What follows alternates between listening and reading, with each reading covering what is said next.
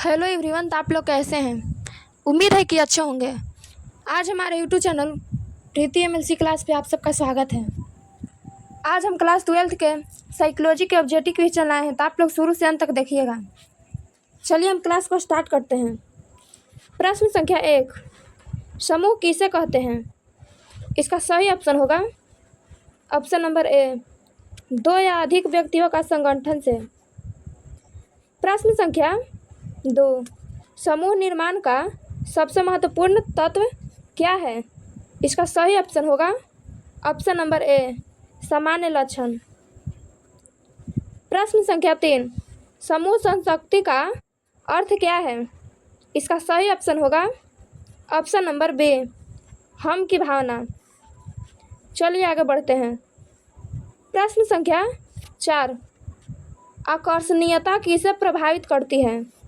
इसका सही ऑप्शन होगा ऑप्शन नंबर ए, संस्कृति की। प्रश्न संख्या 5, प्राथमिक समूह में क्या मुख्य होता है। इसका सही ऑप्शन होगा ऑप्शन नंबर ए, घनिष्ठ संबंध। चलिए आगे बढ़ते हैं। द्वितीय समूह का एक उदाहरण क्या हो सकता है। इसका सही ऑप्शन होगा ऑप्शन नंबर बी, व्यावसायिक संगठन। सामाजिक सहजीकरण किससे संबंधित है। इसका सही ऑप्शन होगा ऑप्शन नंबर ए, कार्य निष्पादन की सुविधा से। चलिए आगे बढ़ते हैं।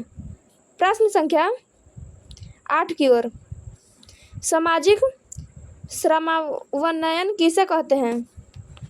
इसका सही ऑप्शन होगा ऑप्शन नंबर ए, समूह में कुछ लोगों की निष्क्रिय उपस्थिति। अनुरूपता का क्या अर्थ है। इसका सही ऑप्शन होगा ऑप्शन नंबर ए, दूसरों के जैसा व्यवहार करना। चलिए आगे बढ़ते हैं। प्रश्न संख्या 10 की ओर, व्यक्ति अनुरूप व्यवहार क्यों करता है। इसका सही ऑप्शन होगा ऑप्शन नंबर ए, समूह के मानव के दबाव के कारण। सहयोगात्मक व्यवहार किस स्थिति में होता है।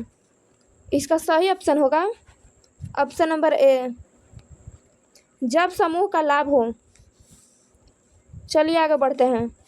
प्रश्न संख्या 12 की ओर, समूह निर्माण में कौन सा कारक सहायक होता है। इसका सही ऑप्शन होगा ऑप्शन नंबर ए, समानता। सामाजिक अंतःक्रिया से क्या लाभ होता है। इसका सही ऑप्शन होगा ऑप्शन नंबर ए, दूसरों और स्वयं को समझने में सहायक करना। चलिए आगे बढ़ते हैं। प्रश्न संख्या 14 की ओर, समूह की कुछ विशेषता क्या होती है। इसका सही ऑप्शन होगा ऑप्शन नंबर ए, आदर्शों का पालन करना। प्रश्न संख्या 15, कौन से वर्गीकरण का पक्षपोषक कूल्य थे। इसका सही ऑप्शन होगा ऑप्शन नंबर ए, प्राथमिक और द्वितीयक समूह।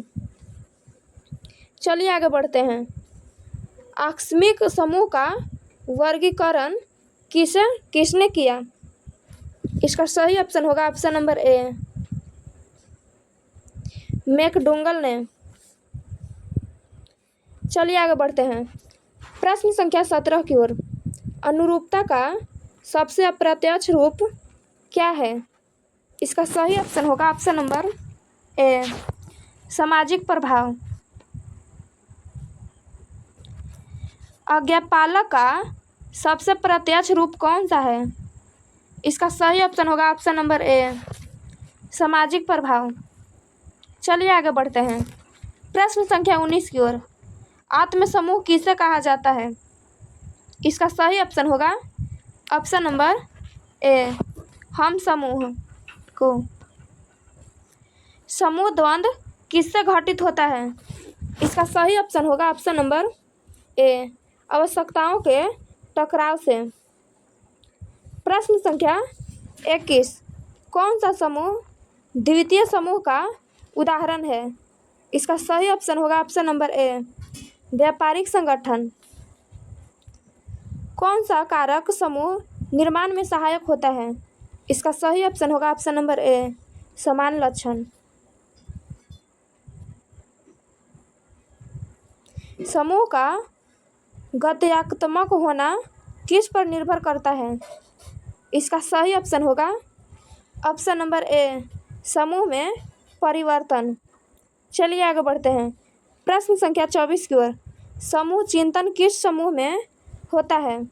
इसका सही ऑप्शन होगा ऑप्शन नंबर ए, संशक्त और समजातीय समूह में। कौन से समूह में घनिष्ठता पाई जाती है?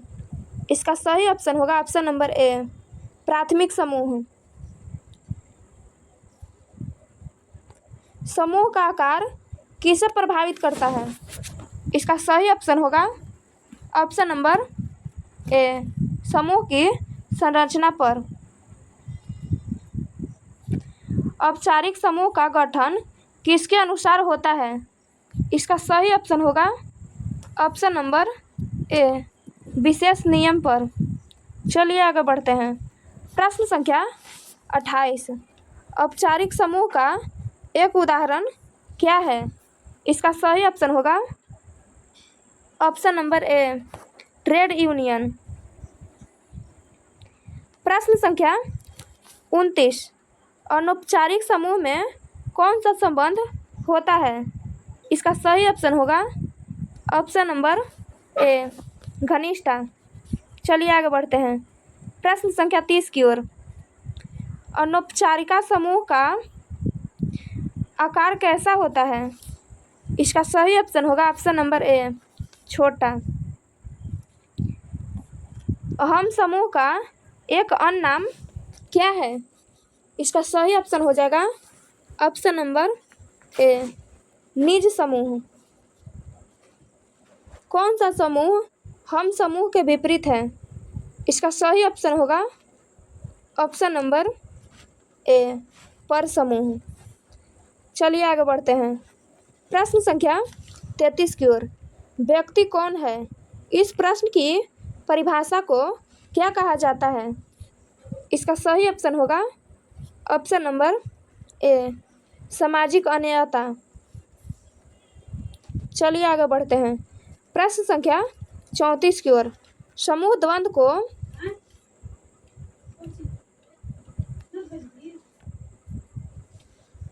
कम करने का तरीका क्या है? इसका सही ऑप्शन होगा ऑप्शन नंबर ए, द्वंद्व का कारण जानना। चलिए आगे बढ़ते हैं। प्रश्न संख्या 35 की ओर। किस समूह में हम की भावना पाई जाती है? इसका सही ऑप्शन होगा ऑप्शन नंबर ए, निज समूह। समूह में कौन सा मुख्य तत्व होता है? इसका सही ऑप्शन होगा ऑप्शन नंबर ए, पारस्परिक संबंध।